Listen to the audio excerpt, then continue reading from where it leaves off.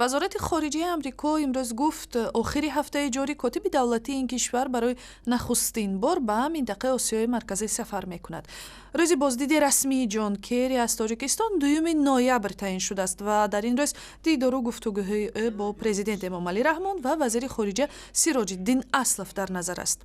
در دوشنبه بنا به اطلاع سفارت آمریکا مسائل مربوط به همکاری‌های دوجانبه و هم وضع افغانستان بررسی می شود.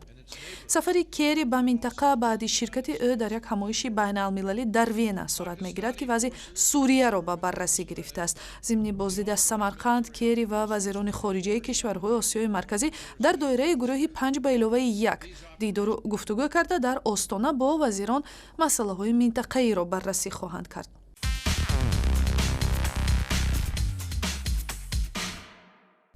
همکارم عبدالله اشرف که این موضوع را پیگیری کرده است از دوشنبه حالا همراه می شود.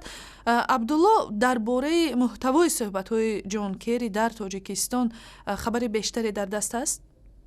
جان کری وزیر کارهای خارجه آمریکا روز 2 نوامبر پس از سفرش از ترکمنستان وارد دوشنبه خواهد شد و در نخستین سفرش جان کری به دوشنبه به تاجیکستان با رئیس جمهور امامعلی رحمان اولا دیدار و ملاقات خواهد کرد و بعداً با وزیر کارهای خارجه تاجیکستان سیراج الدین اسلف.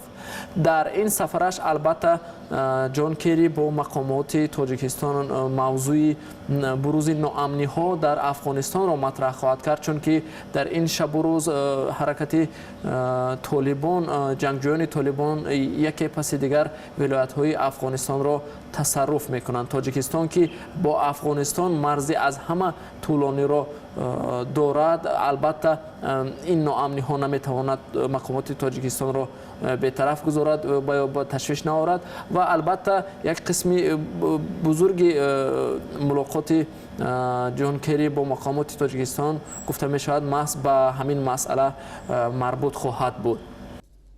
این نخستین سفر کری به منطقه است. آیا تحلیلگران درباره هدف‌های کری از بازدیدش از آسیای مرکزی در این شب و روز چی میگویند؟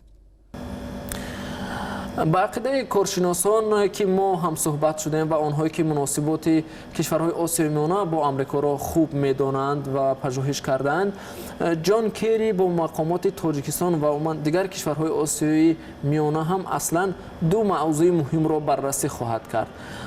در تاجیکستان البته این یکم مسئله افغانستان، حمایه مرزهای تاجیکستان با این کشور و عموما تنظیم وضعیت در افغانستان و به اعتدال آوردن وضعیت در افغانستان را مطرح خواهد کرد و دوم به تاکید کارشناسان آمریکا البته از گسترش و یا توسعه طلبی روسیه و گسترش نفوذ آن در کشورهای آسیای میانه نگران است. روسیه در این اواخر زیاد تلاش میکند که همه کشورهای آسیای میانه وارد اتحاد زیر نفوذش اتحاد اقتصادی اوراسیا شوند. اخیراً قرقیزستان عضو این سازمان شد و تاجیکستان حالا عضو این سازمان نیست و آمریکا در این راستا به تاجیکستان چند پیشنهادهای خواهد کرد تا که هوسمند باشد و آمریکا طور میدونیم قبلا یک طرح رشد آسیایی میانه را با نام راه نو ابریشم پیشنهاد کرده بود، اما